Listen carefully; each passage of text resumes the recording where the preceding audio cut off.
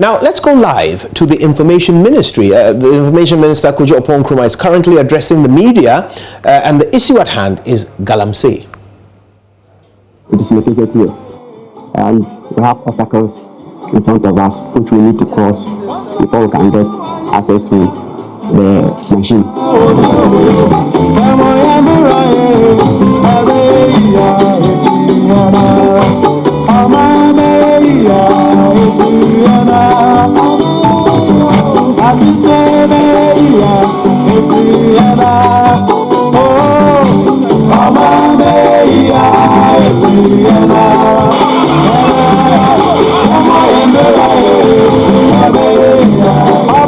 So far, we've gotten a few some fines, moving through a lot of difficult terrain. It's a simple mission, and we're expecting to achieve the desired aim and send the right signal to those faceless people trying to cause havoc to our very existence.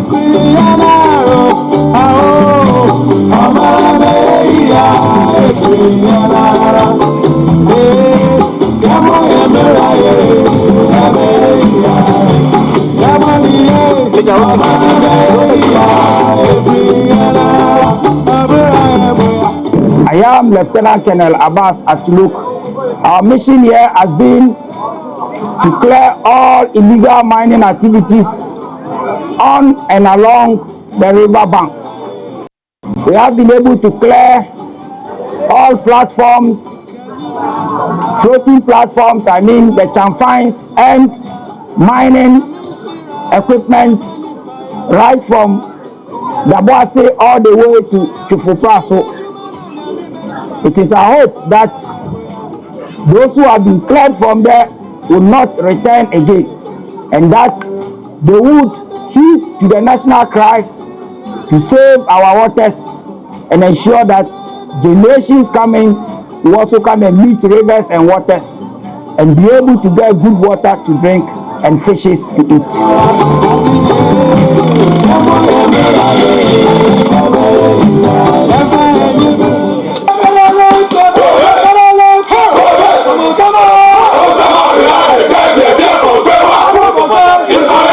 And I want to commend you highly for the demonstration of high level of professionalism.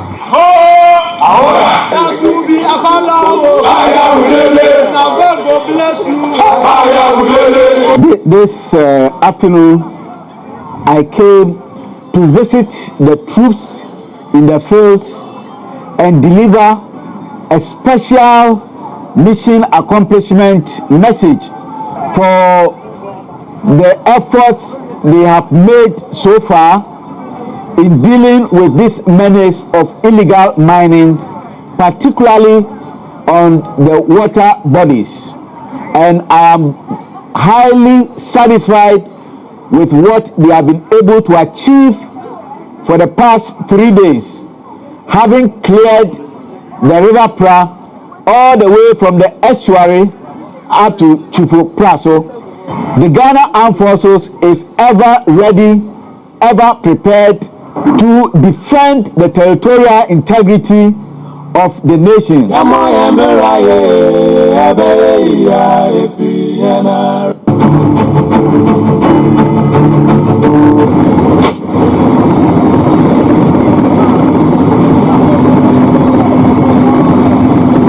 Recall that at the end of the first exercise, no, please keep playing. At the end of the first exercise, the ministers announced that there will be armed air patrols and advised all persons to desist from going onto the water bodies to mine. The air patrols, the armed air patrols have started. And I think that advice will be reiterated. It will not be in your interest to go back on the water bodies to mine.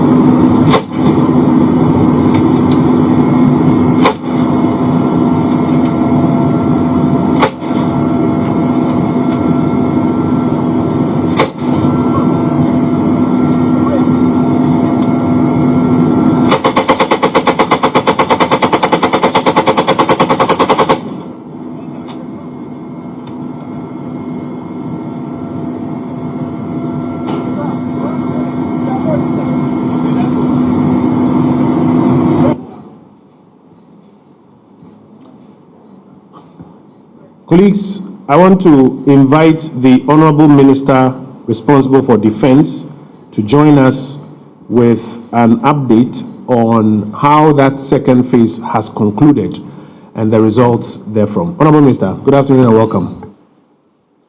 Kojo, thank you very much. Thank you, and thank you to the people of Ghana, and good afternoon. Like I said before, I'm happy and elated to be back. I see the two deputy ministers in waiting. This isn't it. All right, that's fine. Well, I hope Parliament will do us a favor and bring you started the work. Congratulations in advance. The Chief of Defense Staff and the generals who have been here all along, helping us to ensure that our water bodies are clean. If you recall, the first phase of the Operation Halt 2 began on the 28th of last month, and which was April, and ended on 31st of April. And I gave you the breakdown on some of the items that were seized and destroyed. We, as I said before, we don't intend to bring any equipment home. If any equipment will be seized, it's just for the purposes of prosecution. Otherwise, all equipment will be destroyed on site. 100 meters to the river bodies on both flanks, and within the river body, every equipment will be destroyed. That is the order the armed forces have, and they'll continue to do that. I'm here again to give you an update on what has happened, because the armed forces undertook a second operation last Friday, Saturday, and ended on Sunday. And it's my privilege and my duty to brief the country on what transpired within those 3 days. So the phase 2 of the operation was conducted on the asteroid rivers Pra, as well as the tributary of Pra, which is the river Ofin. So from Chufupraso, they took to the left. If you were to look at Ghana map facing the north, they took to the left and did the part of the river Pra that was not concluded, and continued on river Ofin towards Dabuasi, and ended at Dabuasi, which is the junction between river Oda and river Pra, if my geography serves me right. But if you know the map of Ghana, where you begin from River Bia, Ankobra, River Pra, Densu, and finally end at the place, most of the rivers to the west of Accra are totally destroyed.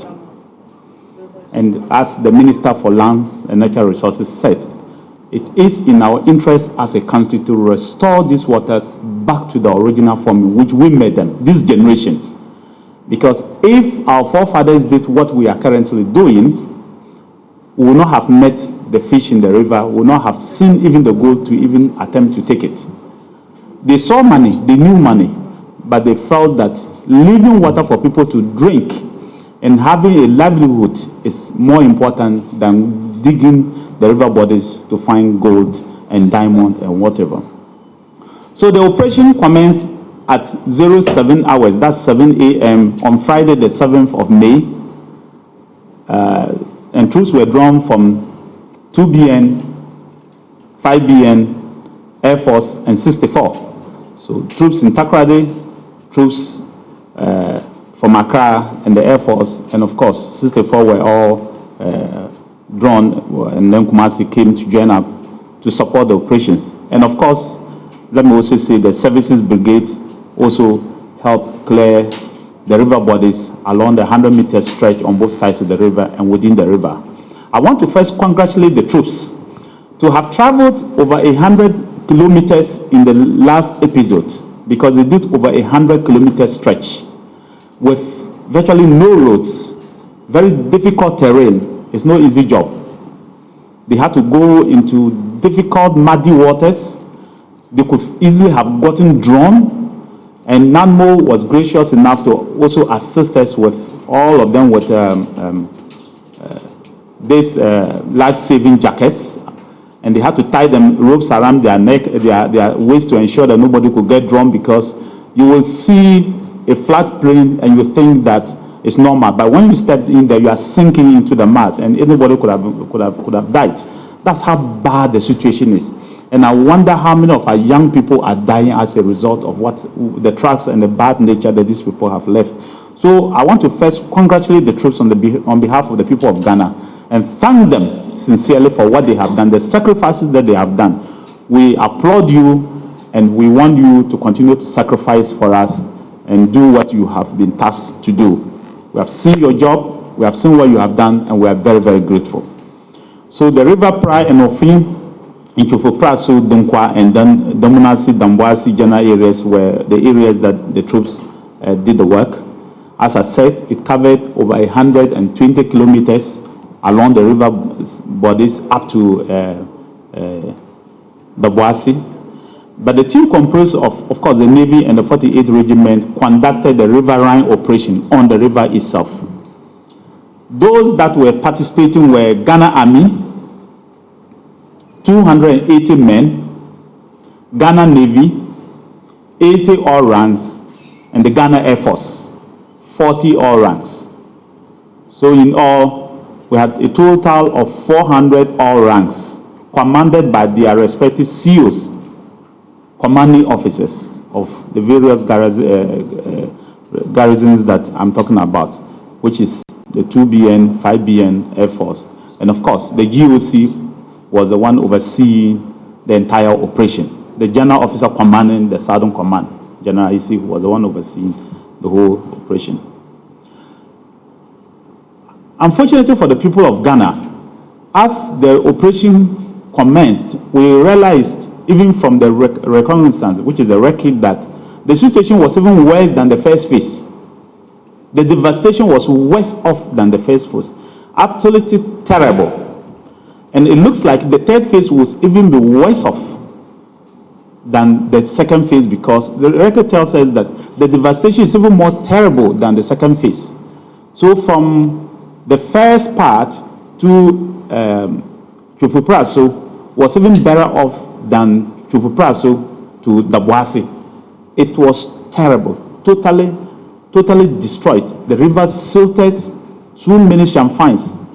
But at the end of the day, within the specified areas, the armed forces destroyed 28 excavators.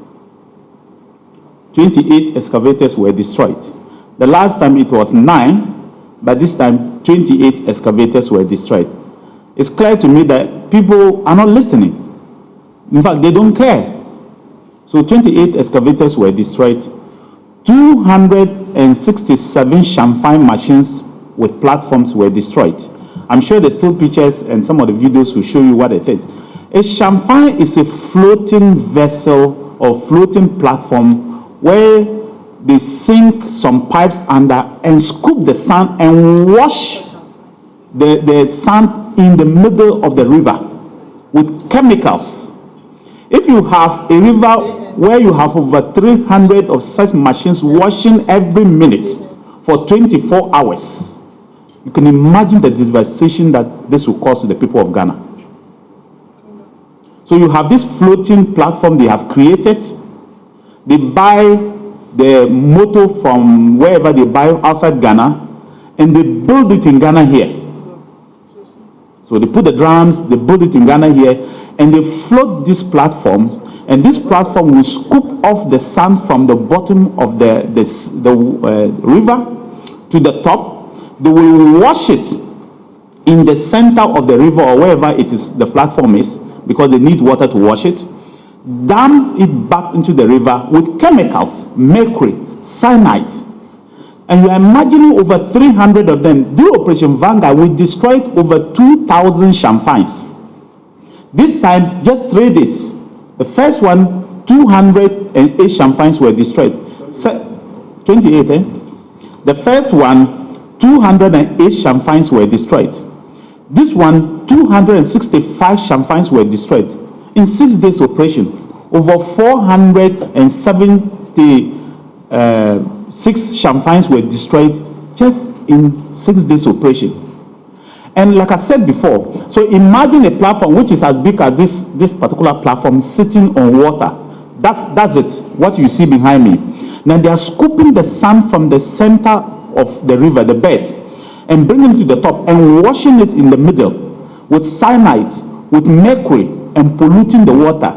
And you can imagine what the damage can do in a minute. And you can imagine an hour. And you can imagine what they do in a day. Then in a year, the damage that these people are causing to the people. Can you imagine the kidney problems that the people who are living around that area will get? Because Ghana Water, unfortunately, I don't even know whether they're able to refine water and clear this, things like mercury and cyanide. I don't even know. So you can imagine the damage that these people are causing to the kidneys of the young people in the area. Innocent young people. How many of them will be able to buy excavator? But they are forced to drink this now orange-looking water because somebody says, I must make money. It's terrible. So 28 excavators were destroyed. 267 champagne machines with the platforms were destroyed. 18 water pumping machines were destroyed. 1 milling machine was destroyed. 1 dredging machine was destroyed. 2 industrial pumps, huge industrial pumps, were also destroyed. 10 plastic fuel tanks were destroyed. 5 canoes were destroyed. 1 wooden accommodation building destroyed. 8 industrial batteries and 1 washing platforms. Along the line, the security, which are the soldiers, realized that a truck had brought in pumping machines, brand new pumping machines, 21 of them fully loaded on a Kia Bongo truck with registration number AS 505321. Registered brand new car that's been registered in 2021, carrying 21 pumping machines, brand new, and going to the site to go and pump up the water and destroy and do champagne machines. So that was seized, that was seized and brought down. But that would also be destroyed. 2 pump action guns, 1 excavator control board. The reason why those excavators so far have not yet been destroyed and immobilized is because in the view or in the judgment of the military at that time, if they were to destroy that excavator at that particular site, the collateral damage to the surrounding will be huge. So they demobilize it, but they'll go back and make sure that that excavator is also destroyed. That is the order they have been given. So no prisoners will be taken back home. Everybody is going to go down. So no machine is going to come home. When I say everybody is going to go down, I'm using to just paraphrase what we call the machines that are there, not the human beings. 2 excavators were also immobilized, as I've said, within the yellow zone. The yellow zone are areas about or further than the 100 meters, maybe 100 to 200 meters or 500 meters, because the security have realized that people are working in the night, and immediately they realize they are coming. Then they will drag the machine 500 meters away. But you can see that this is a truck, fresh truck, and then they will take the machine off. You can see clearly. But because we said 100 meters, then what they have done so far is not to destroy them, but to immobilize those machines. And then we'll take an action with the advice of the minister responsible for the lands and natural resources, which will give to the military as to them. But so that's what they are doing. They have not destroyed any equipment outside the 100 meters radius. What they have done and what they keep to do is that they know that you are mining. They can see the pit, they can see the machine, and they see that you have just taken the machine off, maybe outside that zone, but they did not destroy them. They immobilized them so that we can take action beginning from there. There was no arrest made because most illegal miners took to their heels. The moment they see the military, they took to their heels, but the military decided that at this phase, they will not be shooting anybody. So they ran off, and so they couldn't get people to arrest. And for even the safety of the troops themselves, they decided that if somebody is running into the forest, into the bush, you don't know where he's carrying, you don't know what he's doing, The only thing you could have done was to have shot him, but they decided that no, this is not the time to do that. Maybe in future it may happen, I don't know, but for now this is not the time to do that, and so we couldn't make any arrests for now. But take that not to be a witness. Arrests will be made and people will be prosecuted. Of course, some makeshift camps, as I've already said, were also destroyed within the red zone. People decided to build buildings around to house their workers, and then they are doing mining in the river bodies or within all those structures were destroyed. So some of the things you see, they're actually new structures people built along the water bodies, and they were doing that. But we observed a few things, as I've already said. Heavy mining equipment being used for illegal mining activities on the water and along the river bodies have been withdrawn to hideouts and nearby communities upon hearing of the military presence. And they come back in the night and mine again. Most of the locals do not know or appreciate the dangers associated with the irresponsible mining. And particularly a community called Chichiwere, I think, is that the name? Chichiwere, where the local chief tried to mobilize the youth against the military. You have 400 soldiers, and they are helping you to clean your river body. They didn't go to seize your house to sleep. If they did, I will not be against it. But they are trying to sleep in a secondary school. And you, the chief, insists that they have no right to sleep in that structure. They should leave your town.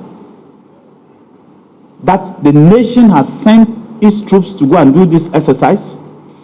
And you think that the soldiers have no right to sleep in a classroom in your town because you claim you excavate, 2 of your excavators were bent on the river body?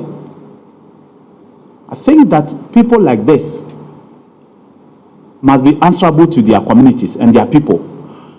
That chief who took that action and made the announcement that the youth should mobilize and go attack the 400 soldiers who were lying down there, what was he thinking he was doing?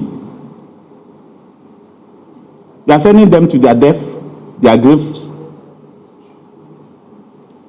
I just want to advise people that this is a national exercise.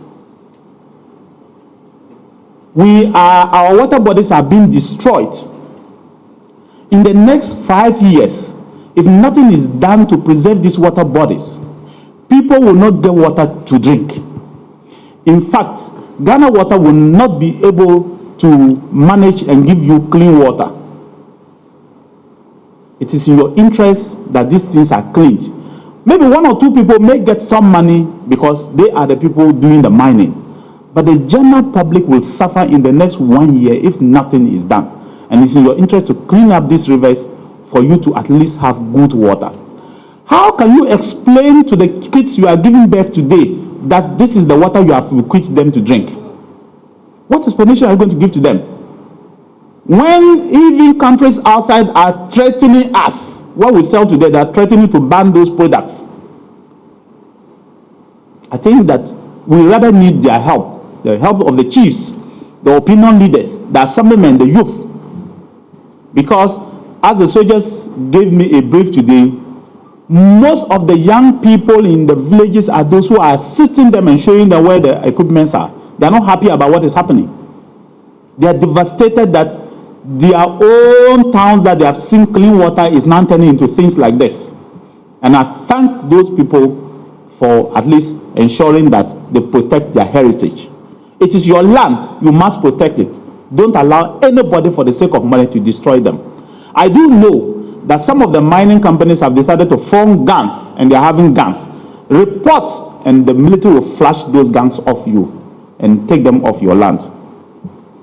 But like I said, the allowable distance of 100 meters aside the rivers designated as a red zone are in most cases not operationally practical, as physical mining is done well over 100 meters along the river. Illegal miners are quick to move mining equipment beyond 100 meters into hideouts. There are also illegal mining sites that are not within the 100 meters from the river, but they lay long pipes into the river bodies. Huge, big pipes into the river. Suck the water, mine off, pour the contaminated water back back into the river. So far, what the military has done is to destroy all those pipes. But I think that we need to take a decision about some of these activities. You can drill your borehole and mine, nobody cares. If you are mining a kilometer away, if you are irresponsible, small-scale mining or big mining. But don't come and take water from a river using these big holes and pour the contaminated water back into the river. It is dangerous, it is unethical, and it will kill people. But what is the impact, as we have seen, the assessment? The impact of this operation has been very substantial, as excavators and other mining equipment that were used to perpetuate the illegal mining activities within the red zone, that's the restricted areas to River Ofin and Pra, were destroyed. And when the Recce team went back, as Kojo said, to check on the River Pra, essentially champaigns and people have not returned. And we'll keep monitoring to see whether they will return. But so far, all the area of operation that has happened, they have not yet returned, and we hope they will not return. The illegal miners obviously disregarded government directive to stop illegal mining and remove all equipment within the red zone of the rivers. Several Garanse pits along the rivers have been abandoned as a result of the military presence.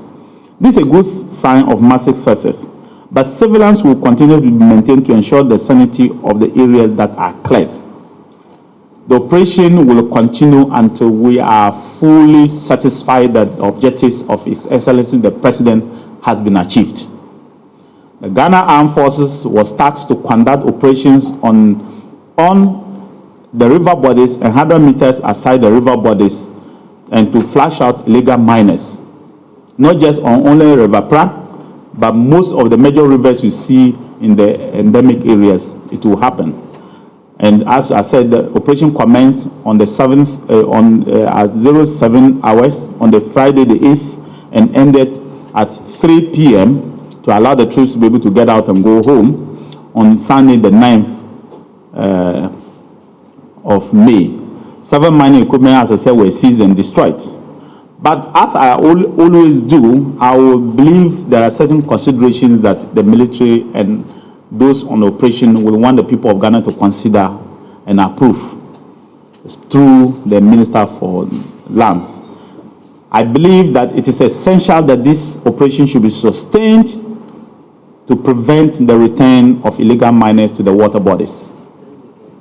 The operation should be extended to all the tributaries of the major river bodies, because we have realized that River Pra, the tributaries are even more destroyed than the rivers itself. In fact, for the River Ofin, they don't have any tributary again. All of them are gone.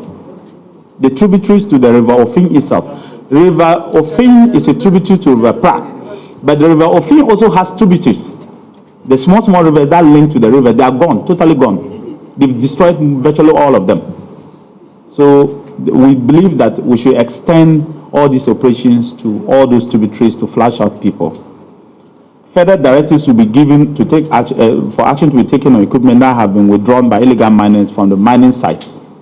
Whilst the military operations are ongoing, the key leaders must be engaged, and I believe that the minister is engaging them tomorrow. Is in Kumasi to do that. He will announce it, and he wants your support to continue to engage all of them, to engage the chiefs, and we're appealing to the chiefs and all the opinion leaders to do that.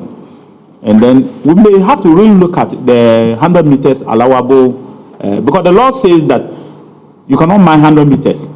But if somebody is mining 110 meters away and polluting the river, what do we do? The military are having some difficulty because they don't want to have anybody accusing them of moving beyond the 100 meters. So they are sticking to the 100 meters. But they've seen that people just mine and park the machines 150 meters away. You can see the machine. You can see it. I just mined. That's mined 50 meters away. But what do you do? So these are some of the things that we are there. We are not capturing every prisoner. There are some prisoners who are outside our reach, not because we cannot capture them, but it is because that is the directive and that's what the law says, and we want to follow the law. So those who think that the law is not being followed, the law is being followed strictly. That is 100 meters, and we are doing that as such. So, Minister, I want to thank the people of Ghana for listening to me. That is the brief for today. And like I said, 28 excavators were destroyed, 267 champagne machines were destroyed, 18 water pumping machines, 1 mill, 2 industrial machines, 18 gensets, 10 plastic chairs, 5 canoes, 1 wooden accommodation, 8 industrial batteries, and 1 platform. And then 21 new pumping machines and a Kia Bongo truck with registration number AS505321 were also seized, as well as 2 guns. Pump action guns were also seized.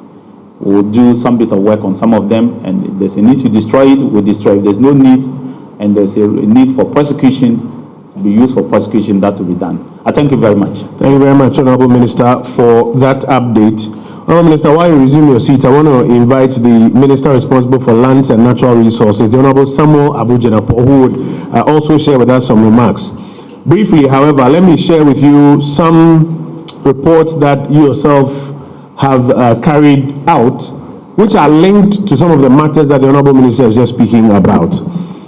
Medical staff of the Sewum Health Center in the Aowin district in the Western North region are beginning to record a high number of newborn babies without vital body parts due to the activities of illegal mining, popularly known as galamsey, in those areas.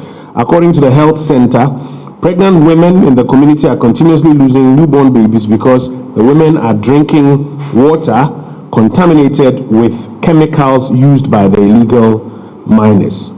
And there's a quotation from Gifty Adjoa Ajano, midwife in charge of the Sewum Health Center, who is giving an outline of newborn babies without noses, eyes, ears, mouth, etc. And it links directly to what the Honorable Minister has been speaking about and the reasons, among other things, for which His Excellency the President has authorized these operations by the Ghana Armed Forces. Honorable Minister, welcome from Kumasi. Thank you very much, Minister for Information. Minister for Defense, Minister for Information, Chief of Defense Staff. Let me first of all begin by thanking the Ministry of Information and its exceptional Minister, the Honorable Kojo Ponkroma, for putting this together once again. These are very important engagements which we have with the media. Indeed, we have with the Ghanaian people through the media. Today, I have a few comments to make, though. First of all is to say a big thank you to the President and the Commander-in-Chief of the Ghana Armed Forces for taking this step, and also the Minister for Defense, the Chief of Defense Staff, and the Military High Command and the Ghana Armed Forces. I say this big thank you because what they are doing is so important. And I've made this point repeatedly, which is that the mandate of the Ministry of Lands and Natural Resources really is to formulate the policy framework. You can't mine in 100 meters, you can't do this, you can't prospect in forest reserves, you can't do that. But the enforcement continues to be the mandate or the responsibility of the national security architecture. And the kind of enforcement we are seeing today can only really be executed by the Ghana Armed Forces. So the complementary role that the Ghana Armed Forces is playing as a wing of the national security architecture is really refreshing for us at the Ministry of Lands and Natural Resources, and is highly welcomed. And so we thank them very much. The issue of red zones, I don't have to repeat it. We've explained what the red zones mean, water bodies, forest reserves, and I want to respectfully submit that these decisions were taken after careful interrogation and broad-based consultation arising from the National Consultation on Small-Scale Mining, consultations within the government itself, learning some lessons from the past effort we made, the contemporary issues, which resulted in this designation, which is that we need to categorize the levels of infringements, which is that red zones are really about the survival of the nation, the water bodies and the forest reserves. We have another set of strategy for the everyday illegalities in the mining industry. The people in the Western region, when I thought was they call it Koluku or something. Kolukoli, the everyday galamsey here and there, shovel and that. We have a way of dealing with it. That we are getting Minerals Commission regulation, community mining, in some cases, some sort of enforcement, and so on and so forth. But the red zones, which are the water bodies and the forest reserves, we are absolutely determined that those ones are no-go areas. Honorable Minister, there's been a big debate in the country about, I don't call burning of excavators. I don't use that word. I call it decommissioning or demobilizing of equipment which are used for illegal mining. The Ghana Armed Forces are engaged in the decommissioning and demobilizing of equipment which are used for illegalities in our country, and that is how I want to approach it. Now, well, the discourse is ongoing, but I will humbly suggest that perhaps we should also ask the question: what will an excavator be doing on River Pra? What will an excavator be doing on River Ofin, or a Shamfine be doing on River Pra? Ghanaians and all of us, I will respectfully submit that we should interrogate the issue from that point before we get to the stage of what has happened to that excavator, and that is it right or wrong to decommission that excavator. The issues of legal, proprietary, or otherwise about military action, those are very historic, and those are matters that I believe across the world there have been debates about it. How do you treat prisoners of war? Guantanamo Bay, do you try them before a military tribunal, civilian tribunal, and so on and so forth? Those are matters I don't want to get involved in. But the military have their own methods of enforcement. And as a country, I think it's important that we appreciate that. But in terms of the social debate, I will once again contend that we begin the debate from what will an excavator possibly be doing on a river body. And if as a people we're able to answer that question, that yes, an excavator can be there to construct a road or to do some sort of activity which is in the interest of the public, or which is good, and so on and so forth, then we can begin to make some efforts and begin to move forward on that. But if we come to the conclusion that an excavator ought not to be on the river body, and it's not as though we woke up overnight and said all excavators on river bodies be decommissioned. We never did so. The Ministry of Lands and Natural Resources issued a statement under my hand and gave a window of escape. Even that, some people criticized it. Now, why do you give a warning? But we thought that we should be sensitive, we should be humane. We gave 7 clear days for people to evacuate. And here we are. The instructions are being enforced. And as always, as it happens in our part of the world, you have people begin to raise issues here and there. I will very strongly but respectfully conclude by saying that it's either we are fighting this menace or we are not. It's either we are determined to clear our water bodies and forest reserves or we are not. We cannot waver in this matter. So the Ministry of Lands and Natural Resources, and for that matter, government, supports the Ghana Armed Forces in this patriotic work they are engaged in. Having said that, we've also observed that some, shall I say, rogue imposters are taking advantage of the atmosphere and the quest for enforcement to go around the country harassing small-scale entities, people who are involved in small-scale mining. I want to clarify that what the military are engaged in is being codenamed or dubbed Operation Halt 2. And the Minister for Defense has been very clear about it. There's a lot of clarity on it. He's indicated, and we've all been on the same page from the very beginning to now, that relates to only the red zones, water bodies, forest reserves. In the case of water bodies, 100 meters away from the bounds of any water body in our country. Forest reserves, we are clear about them. So that is the current ongoing operation. The military are not involved in any other operation. If there's going to be any other operation outside the Operation Halt 2, that will be sanctioned by the official authorities, either by myself, the Minister for Defense, or National Security, or whoever, or the government establishment. So I want to make it very clear that task forces which are moving about the country, harassing small-scale miners, whether they are involved in legal or illegal mining, the Ministry of Lands and Natural Resources has not mandated the operation of any task forces. I believe that is very clear. The activities and or operations of Operation Vanguard has been suspended for the time being. Operation Vanguard is no more in operation as we speak. We had a meeting between myself, the Minister for National Security, the Minister for Interior, the Minister for Defense, and the Minister for Information. The conclusion, which is the committee that the President has put together to spearhead this effort, we came to the firm conclusion that the activities and or operations of Vanguard are to cease. All other task forces continue to remain disbanded. There are no such task forces anywhere.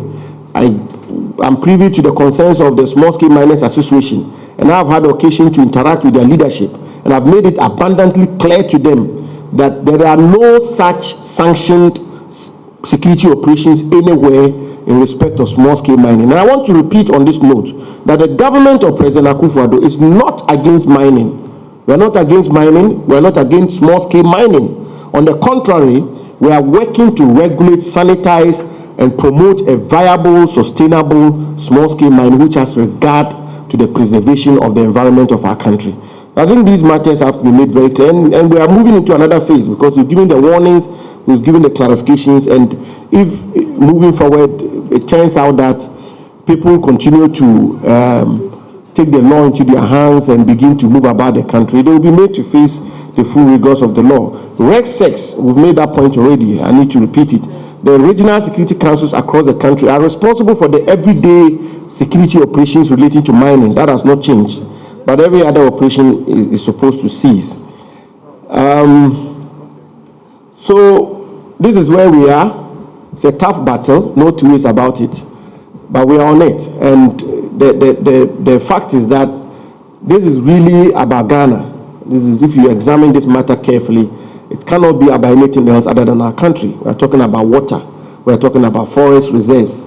And so the resolve and the commitment required to realize the vision of the President in protecting our country, that commitment is total, is unflinching, and it's unwavering.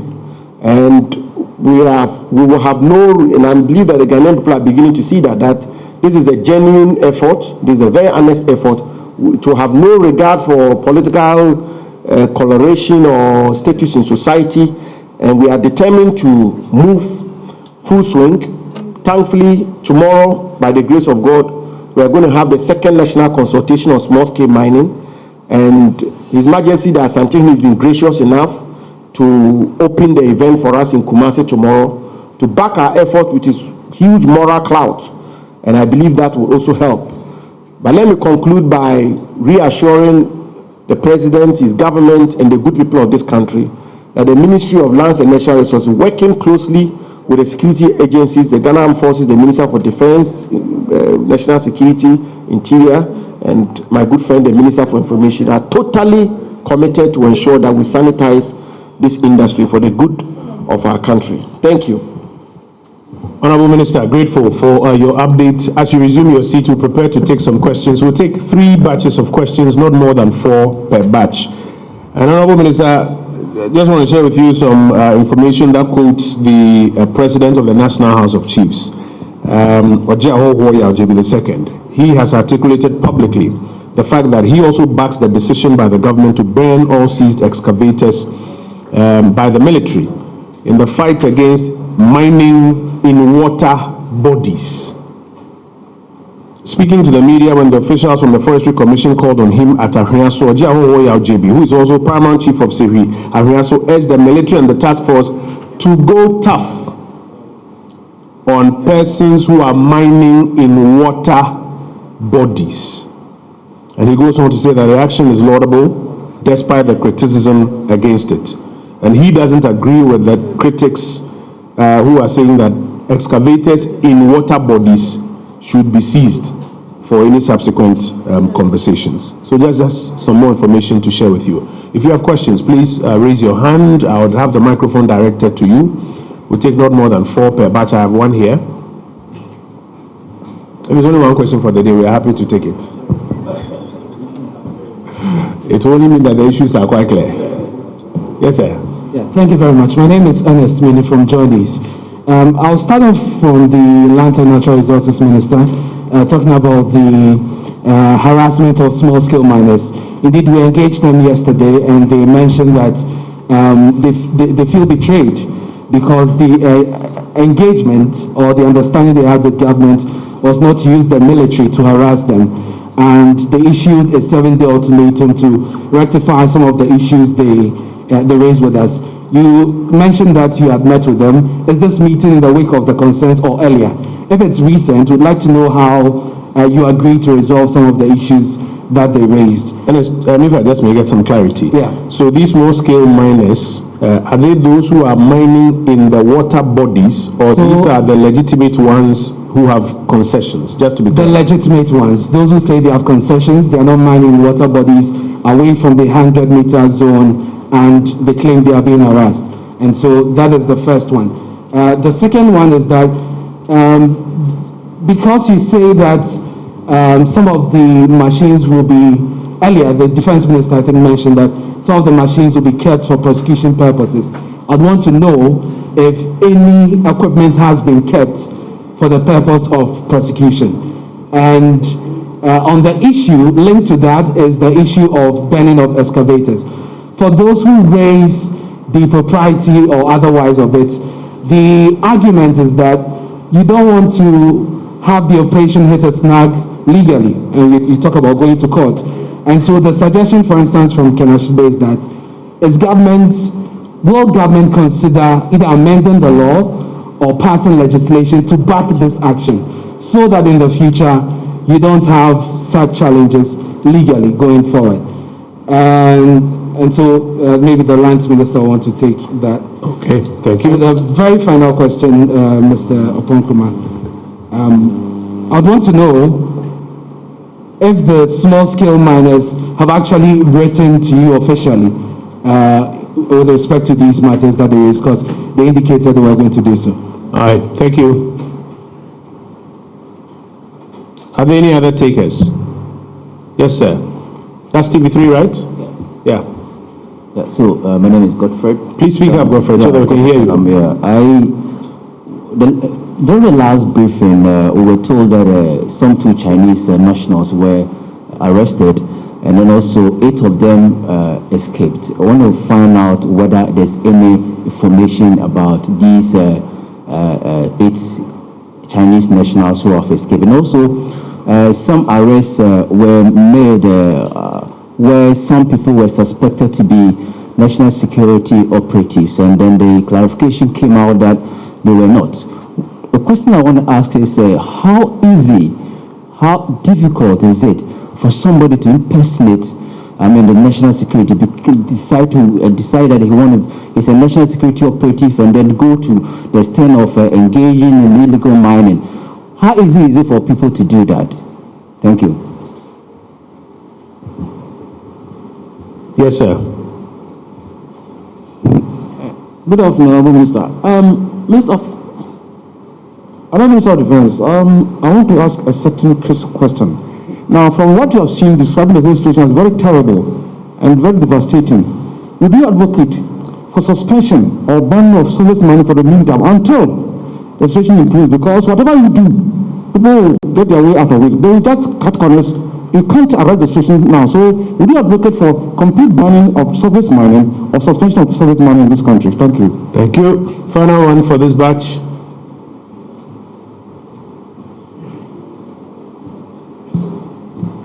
Let me deal with the national security impersonation question. The Ministry of Information, upon the instructions of the Ministry of National Security, issued that statement to clarify that those persons who were arrested by the youth, and I think we should commend the youth of the town, just as the Minister has been commending the youth of many other towns who are supporting the military effort, we should commend the youth of the town for objecting to what these persons were doing and for not kowtowing to the claims of these persons that they were national security operatives and for arresting them.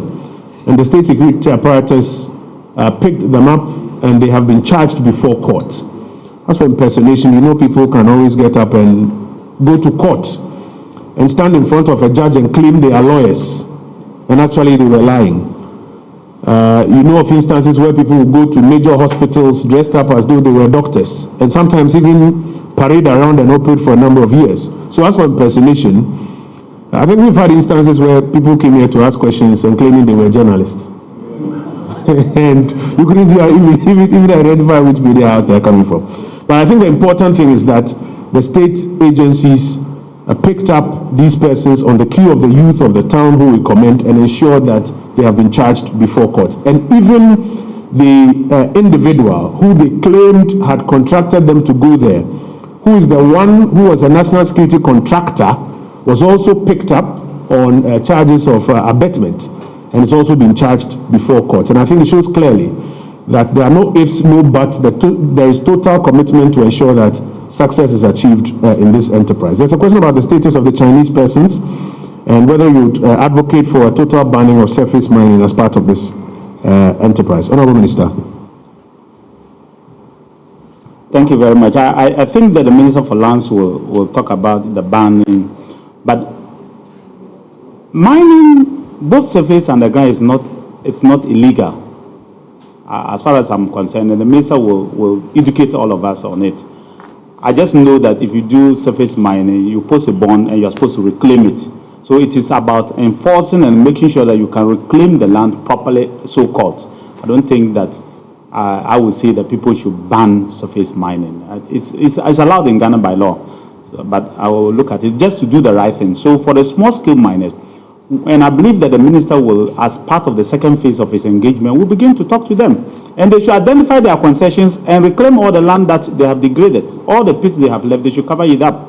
That is what I think they should be talking to the people of Ghana and talking to us. And I think that's what they should be doing to help us. I'm not aware that the soldiers have harassed any small-scale mining now who is doing legitimate business. In fact, the soldiers are operating within the 100 meters radius. If you are holding a license and you find yourself mining within the 100 meters radius, you are doing an illegal thing. The soldiers are supposed to destroy every equipment mining within the river body and the 100 meters radius. They're not going to ask whether you have a license or you don't have a license. It's as simple as that. Once you are caught within the red zone, it doesn't matter who you are. If you are the Minister for Defense, they will burn your equipment. They will destroy your equipment. So I want to plead with the small-scale miners that don't mine within the river bodies and 100 meters within to the river bodies, full stop. It will help all of us. But the soldiers, as I said, are very responsible people, commanded by commanders, some of them who have done 30 years, 35 years in the armed forces. And in fact, they have sinned and sinned again, hundreds of operations, whether outside Ghana and in Ghana. So they know exactly what they are doing. And like I said, they don't enjoy going to destroy an equipment worth $200,000 and over. No, not at all. In fact, if for something they will want to even help us construct our roads, help us do things, but we cannot as a state sit and allow our water bodies to remain the way they are, with over thousands of champagnes on River Pra and destroying the water bodies. Maybe you and me in Accra here may have vortic water to drink. Maybe the person who is leading the charge and doing that might never drink that water. He may have vortic water to drink. He may have all the other mineral, we call the mineral water, all the other purified water to drink. Even if he's living in there or he visits there, or he might never even visit there. But all we want to say is that the soldiers will not harass any small-scale miner who is mining outside the red zones. If you think that there's anybody going around claiming he's a soldier or a police harassing you, like the minister said, let us know. We will deal with that person. I can assure you that.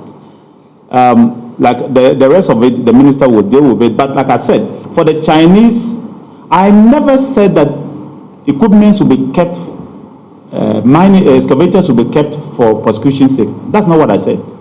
I said that certain items, if the police deem it necessary for prosecution, those items will be kept. Otherwise, all items are supposed to be destroyed. That is what I have said. But if the police, for some reason, believe that an ID card is necessary for prosecution, they will ask us to keep that ID card for prosecution. Otherwise, all equipment are supposed to be destroyed. That is the order. And like he said, they are supposed to the soldiers are told that make sure that that excavator never works again. It's as simple as that. Just make sure that that excavator is never able to go back to the field to work again forever and ever. And I think they are doing a very good job on that particular one. And the third phase, as I said, will continue. So people should pack off and leave. I mean, I cannot get it. You are being told continuously. In many countries, they won't tell you. But we are telling you continuously that there will be a third phase. And I don't know whether they don't believe us, or they think that we are just bluffing, or they think there will be a third phase. And it will not be long, the third phase will be launched. And it's just within the river body and 100 meters from the river body. If you are found with an equipment within that zone, which is the red zone, you will not get your equipment back again. Whether the equipment is bent, whether it is destroyed, or whether a bomb is dropped on it, what I know is that you won't get back your equipment again. Thank you very much. Well, the Honorable Minister for Lands joins us. I think there's another part of it that people are not paying too much attention to. It appears people are worried about the destruction of excavators that are mining in water bodies. Please bear in mind that the armed air patrols have started. I think that that's even more dangerous. You may be worried about your excavator that is 2 million cedis or 3 million cedis, but the people's children, sons, nephews that you have asked to go and sit on your champagne, the armed patrols have started. Honorable Minister.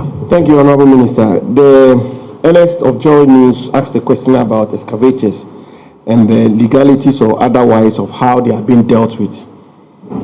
First of all, the Minerals and Mining, Minerals Operation Tracking of Earth Moving and Mining Equipment Regulations 2020, LI 2404, requires that all equipment used for mining should be registered with the Minerals Commission. And where the equipments are going to be used for mining must be designated and registered with the Minerals Commission. So, yeah, we would like to talk about the legalities of it, but this is also the law. The law requires you, LI 2404, requires that if you are going to use excavator for mining purposes, or champagne or a shovel or anything, you should register it with the Minerals Commission. And the Minerals Commission ought to know where the particular equipment is going to be used for mining. That doesn't happen. So that's another bit of it. Now, if champagnes are seized, confiscated, and moved to the barracks of the Ghana Armed Forces or the police, what are you going to use champagne for? What are you going to use champagne for? And excavators, where we all know, Ernest, we should face it. We know that people who are engaged in this excavator business, before they work in the night, and then in the day they take some part of the excavator off, and when they take it off, you cannot operate the excavator, you can't move it. So to be able to move the excavator, you need a low bed. The cost of it, finding the low bed itself is another problem, and so on and so forth. And that's another matter. And then when the military leaves in the night, they come back and then they use the same, they put the part in, they use the same excavator to mine. Number 3, the red zones have been declared. It's not as though, I said it before, it's not as though we woke up one morning and suddenly we are being told that excavators are being decommissioned, demobilized across the country. Sufficient notice was given. You are not supposed to be you are not supposed to mine in the river bodies. You're not supposed to use excavators to mine. Notice was given that pack out. Nobody heeded to the notice. And here we are. When the military goes for operations and they go and meet IEDs and bombs on the floor and the rest, they are to pick them. I'm not being simplistic here, but they are to pick them, bring them back to the barracks, and then do what with it? The Ghana forces are not enforcing mining laws across the country. We have to appreciate that. There are particular places where the president of the country and the national security architecture deems red zones and have declared them as such. And these are places where nobody can have any reasonable excuse why an equipment should even be found at that place. So in other places, you may say that, oh, I have an excavator, I'm mining, I reclaim the land, I vegetate, so why have they burnt my excavator? But on water bodies, there is absolutely no excuse why you would take an excavator to go and mine there. So I will really passionately appeal to Ghanaians to support this effort, because the truth also is that if we don't have sufficient support from the Ghanaian people, whatever we are doing, we will struggle with it, and it includes the media. So these water bodies, before long, European Union is banning our cocoa, water has to be imported into Ghana. It will be the same. We are going to be the same people who are going to cry foul and say that government did not act. I fully support the current operation, and I think that it should be continued. The matter to do with small-scale miners, I've met the association many times. Even this week, I met the leadership of the association. Next week, I intend to sit down with the association. And the association, they continue to be partners of the ministry. Even before I appeared before the appointments committee, I met them and I made it clear to them that I'm not in the framework of having an adversarial relationship with them. My relationship with them is on the relationship of the ministry and the government with the Small Scale Miners Association ought not to be adversarial. We are supposed to be partners, and we are supposed to work together. And whatever I've been, I've said it. And I said it to them that they have to help us to help them. Because if the small-scale mining enterprise is regularized and it's sustainable, the country will support them. And it's not as though there is no small-scale mining industry elsewhere. There is a booming small-scale mining industry in Australia. There's one in Canada. There's one in America. There's one in South Africa.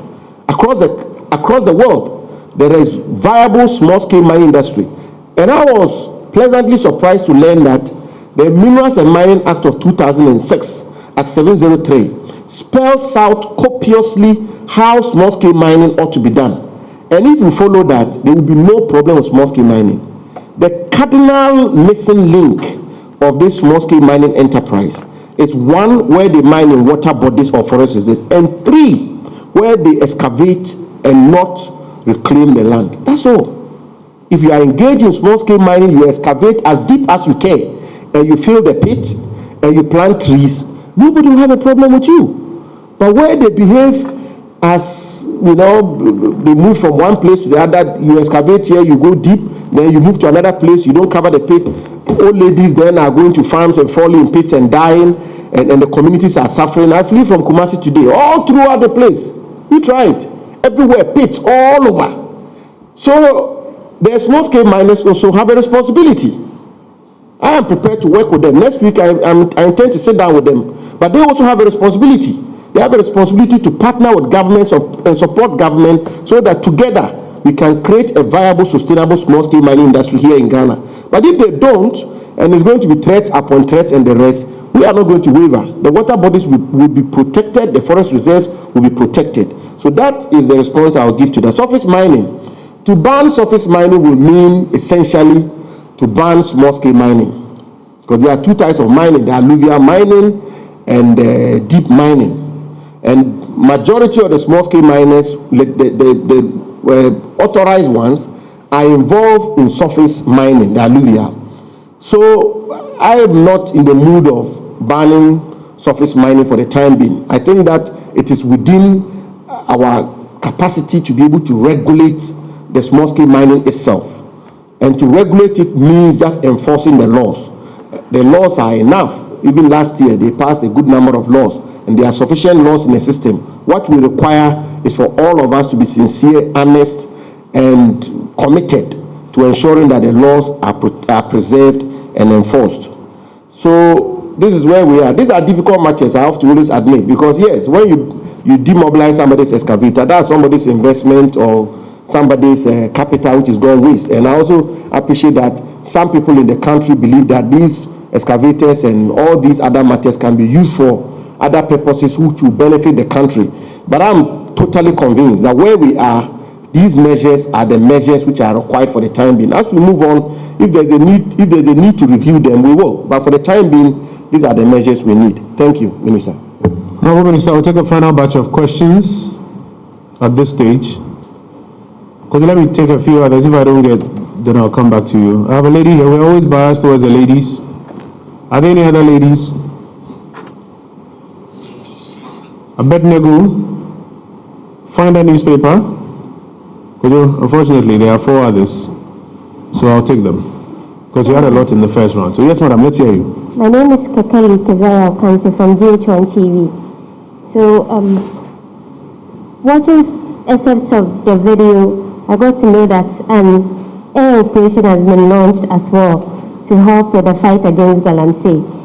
You raised it earlier, but it was crossing my mind. What assurance is the defense minister giving that innocent lives will not be lost? Because from what I saw, they were firing down there.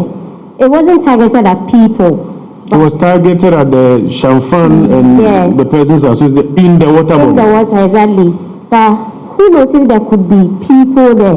So what assurance will the defense minister give that?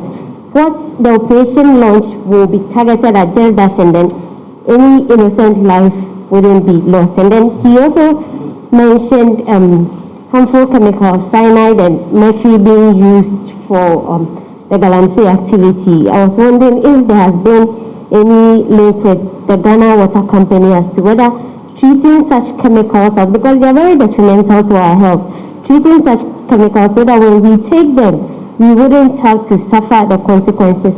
Like you stated, the nurse as Anyasu or something said that babies being born are losing their lives or body parts due to this. So what assurance can we get with that? So I'll let the Minister for Lands deal with the Ghana Water Company Limited question. He was there when they gave us a briefing on the challenges they are having with treatment, and then Defense Minister will deal with the question of whether or not we can have assurances that innocent lives will not be lost in this armed air patrol. And by innocent, I'm not sure you are talking about the people who are mining in the water bodies. They are not the ones you are talking about. Just to be clear, they are. I hear you. Yes, sir. And then I'll take Abednego and then the gentleman there. Salam Bobiji, the finder. Minister, one of the reasons for the operation being launched was the environmental impact of the mining, the illegal mining operations. Now, if you are burning the equipment, is this the most efficient? Is this the smartest? Is this the greenest way in which you can destroy this equipment? Because by burning, you are also leaving carbon footprints. You are destroying the environment. And this, you have a good mindset, but you are adding to the carbon footprint of the country. So is this the smartest way you could have found to decommission, demobilize, as you put it? Are there any other suggested ways? Couldn't we have taken them to smelt, for instance? So again? Couldn't we have taken the equipment to smelt? To where? Smelt. To smelt.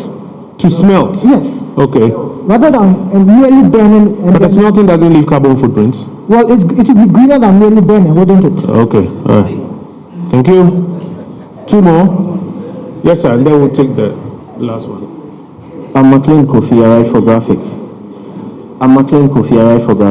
I just want to know whether I can easily say, or I can say the second phase of the operation was a success. If yes, what makes it so?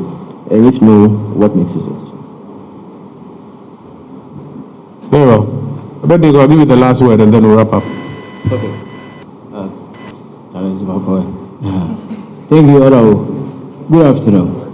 If I'm a bit negligent, we are going to be Honorable, the colleague about issue about we say our real issue, our win in our win district, health officials are more missing Korea one from do money in her or masun in her or man because of money so free Galamsey with communities. If I find us about government attention na matia and I'm mobile and so that I pay for now or bit my bomb by from further distractions and I say. And then apart from that, honorable to my years, so far my second phase a year. But from my timeline, you expect to say is sooner almost say in a new bit mati. I don't say at least a year more year and I do some results after the operations. And apart from that, is honorable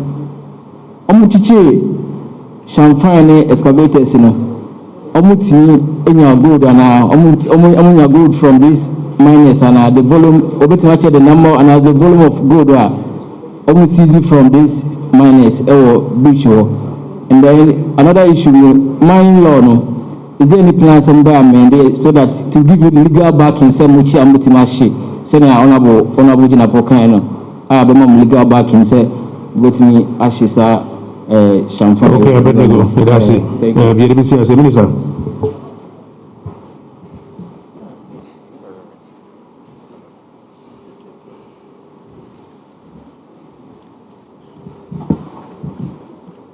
Minister, thank you very much.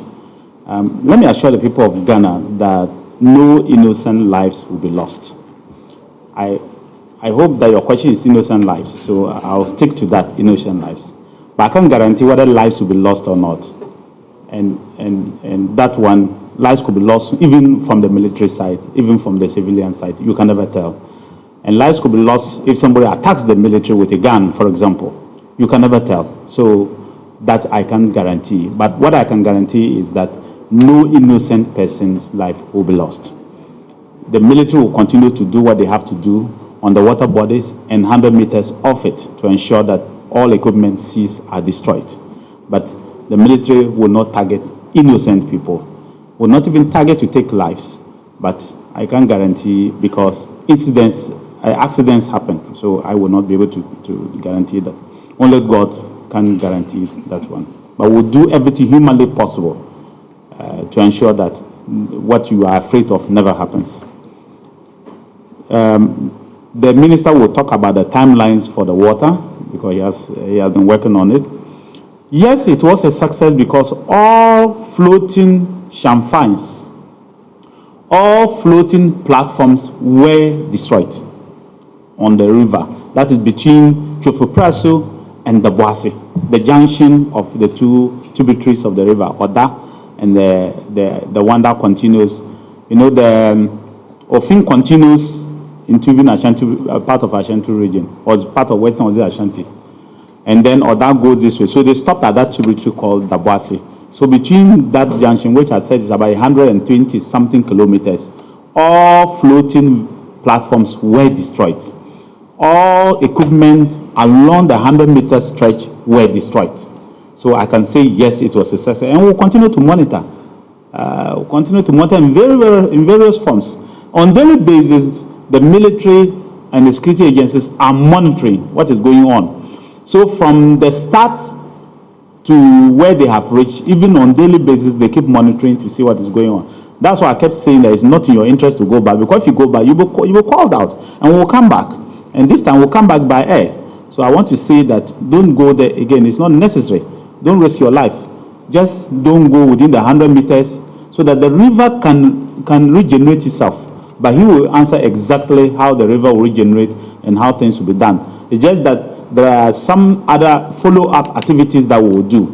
Those champagnes that have been destroyed, they may have to be removed. The excavators that have been destroyed, they may have to be moved off. Maybe scrap dealers will get a lot of market, but whatever the case, we'll see how it will go. So, Minister, thank you.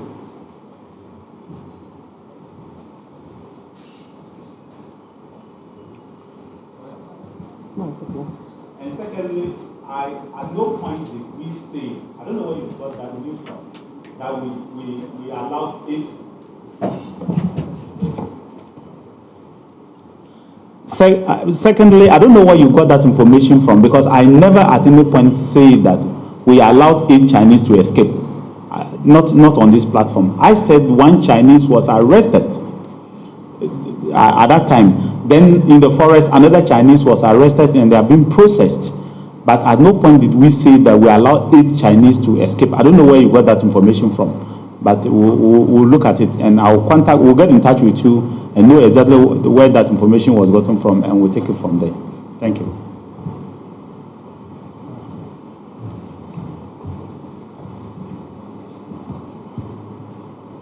So, Mr. Asante asked the question about the legal grounds on which excavators are decommissioned or demobilized. I think my own considered conclusion is that there is sufficient legal justification for the methods being employed by the military. I'm not the final arbiter when it comes to the interpretation of the law. So until somebody tests the law, my conclusion is that if you take the totality of the legal regime, there's absolutely ample legal justification for the course of action of the military. In any event, whenever the military intervene in a matter, you should know that it's an exceptional situation, and therefore it's not as though their actions cannot be questioned, but quite clearly the decommissioning of these excavators and other equipment for my reasoned conclusion justified under law. The matter to do with the restoration of the rivers is a major matter. It's a matter which has caught the attention of the ministry very intensely, because the expert scientific conclusion is that even when you clear the river bodies, you still may never be able to restore the river body to its original state. And as the lady Kikeli quite rightly pointed out, mercury is a very poisonous, dangerous chemical.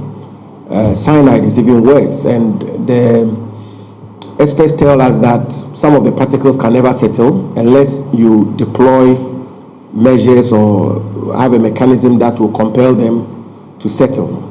And so the ministry has put together a committee, and the committee is working. There is institutional representation. The EPA is represented. The Water Resources Commission is represented. Other institutions have representation on that committee. The University of the Power Grant University of Mines and Technology is partnering with the ministry. As recently as last week, the Vice Chancellor led a delegation to make a presentation.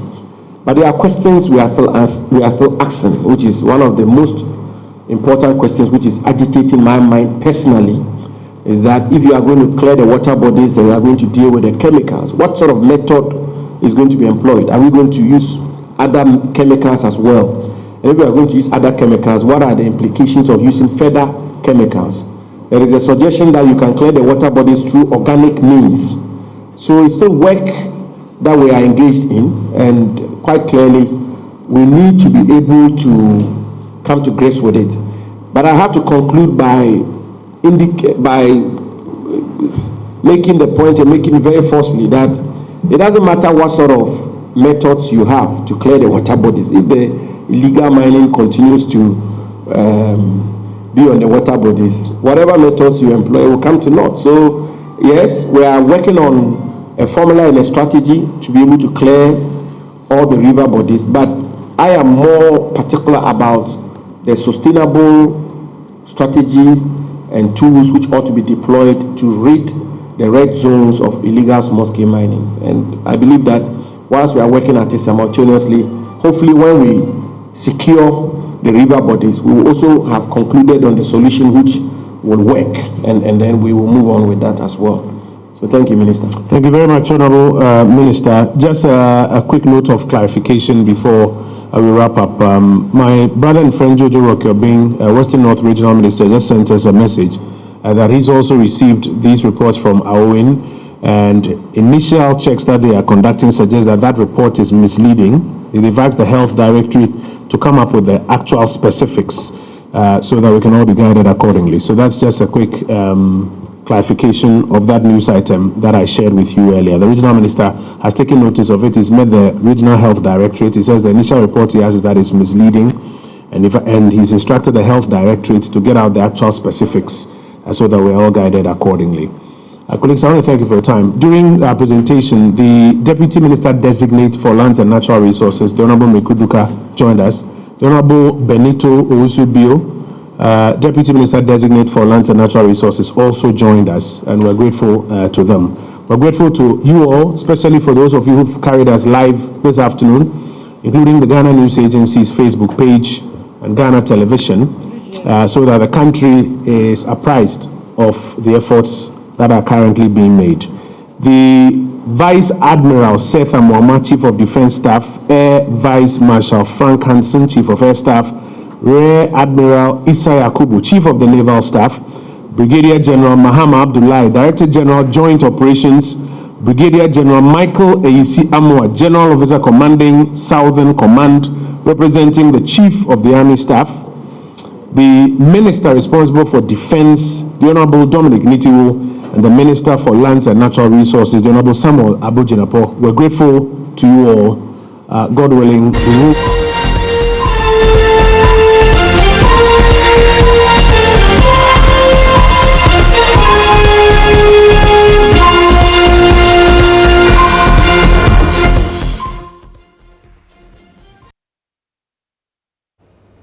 So that was a press conference at the Ministry of Information to give the nation an update on efforts to fight Galamsey, this second wave of the fight against Galamsey, during which all mining activity on water bodies has been, is illegal, and they have made efforts, the military has made efforts to remove all who are operating on our water bodies. A lot of information was shared.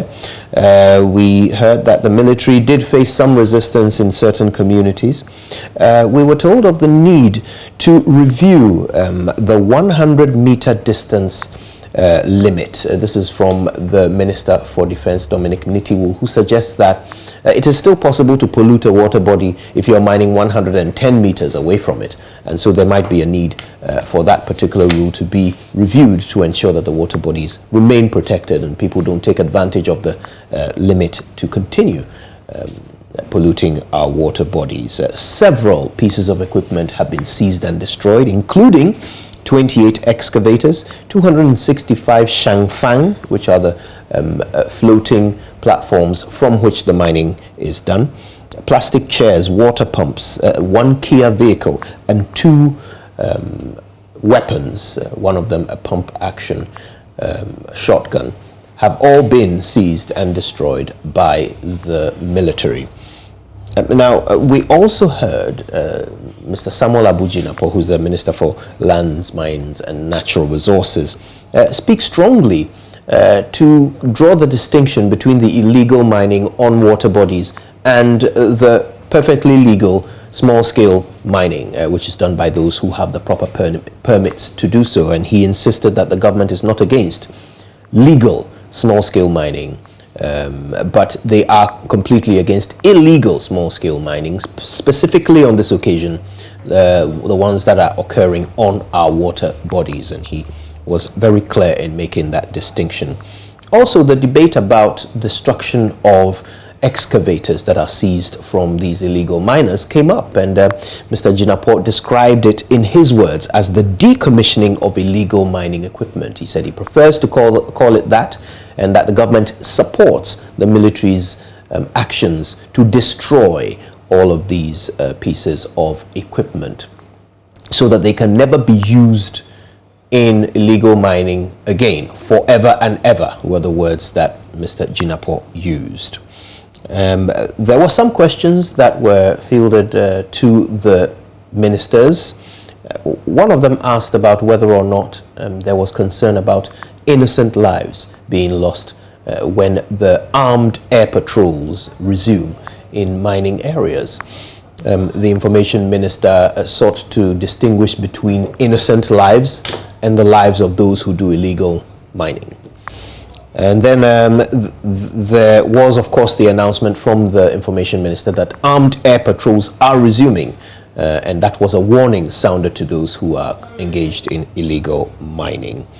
There is also information that the University of Mines and Technology is collaborating with government to find some solutions, long-term solutions, to resolving the issues that are caused by illegal mining. This is certainly not the last update that the government will be sharing with the people of Ghana on the fight against Galamsey. Let's take some messages from our partners before we return to the Pulse.